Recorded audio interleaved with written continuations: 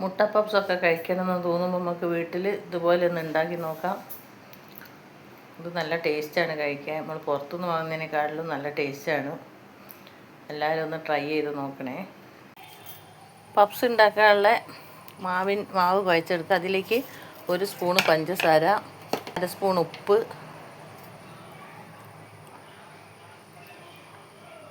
1 spoon oil ഒക്കെ പാടെ mix ചെയ്ത് ഇത് കുറച്ച് വെള്ളം ഒഴിച്ച് ചപ്പാത്തി മാവിനേക്കാളും കുറച്ചും കൂടി അയവുള്ളൊരു മാവായിട്ട് കുഴച്ചെടുക്കാം.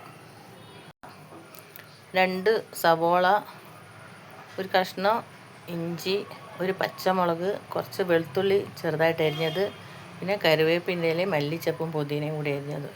ഇത് നമുക്കിനി ഒരു പാനിലിട്ട് വാട്ടിയെടുക്കാം. നമ്മൾ മാവൊക്കെ കുഴച്ചെടുത്തിട്ട് ഇത് എങ്ങനെ സോഫ്റ്റായിട്ടാണ് കുഴച്ചെടുക്കേണ്ടത്.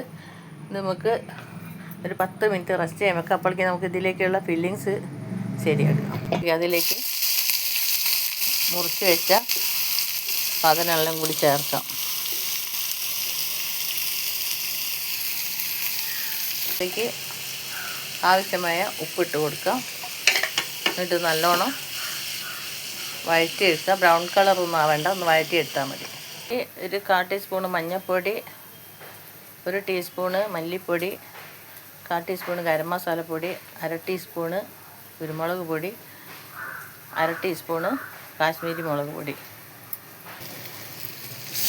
ഉള്ളി നല്ലോണം വഴന്ന് വന്നിട്ട് ഇനി ഈ പൊടികളെല്ലാം ഇതിലേക്ക് ചേർക്കാം.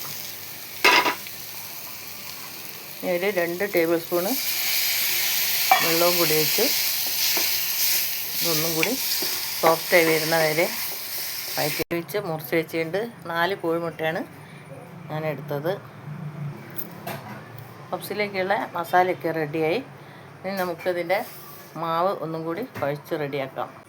മാവൊക്കെ 2 ഭാഗമായിട്ട് മുറിച്ചെടുത്തിട്ടുണ്ട്. ഇനി നമുക്ക് ഓരോന്നും പരത്തിയെടുക്കാം.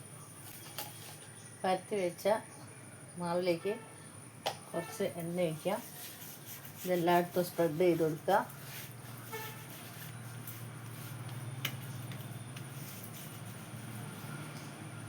അതിൻ്റെ മുകളിൽ കുറച്ച് മൈദപ്പൊടി തൂവി കൊടുത്ത് ഇത് ഒന്നും കൂടി മടക്കിയെടുക്കാം.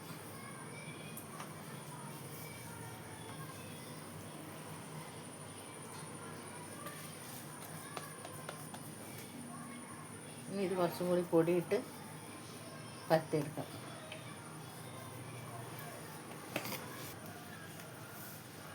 വീണ്ടും ഇതിലേക്ക് കുറച്ച് ഓയിൽ ഒഴിച്ച് സ്പ്രെഡ് ചെയ്ത് കുറച്ചും കൂടി പൊടിയിട്ട്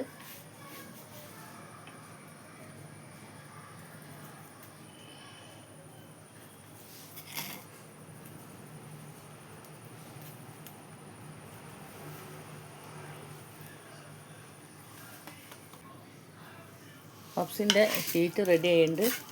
ഇനി നമുക്കിത് കുറേശ്ശെ മസാല വെച്ച്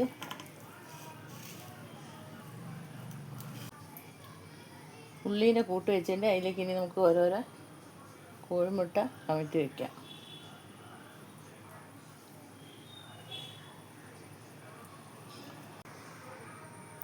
ഞാനിന്ന് എയർ ഫ്രയറിലാണ് ഈ പപ്സ് ഉണ്ടാക്കാൻ പോണത്. പപ്സൊക്കെ എയർ ഫ്രയറിലേക്ക് വെച്ച് കൊടുക്കാം.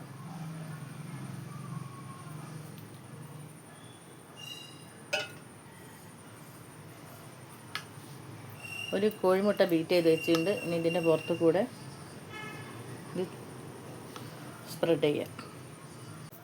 180 ഡിഗ്രിയിൽ 25 മിനിറ്റാണ് ഇത് ബേക്ക് ചെയ്യാൻ പോകുന്നത്. നമ്മുടെ പപ്സൊക്കെ ഇവിടെ റെഡി ആയിട്ടുണ്ട്. ഇത് കഴിക്കാൻ നല്ല ടേസ്റ്റാണ്. എല്ലാവരും ഒന്ന് ഉണ്ടാക്കി നോക്കണം. എന്നിട്ട് അഭിപ്രായങ്ങളൊക്കെ പറയണേ.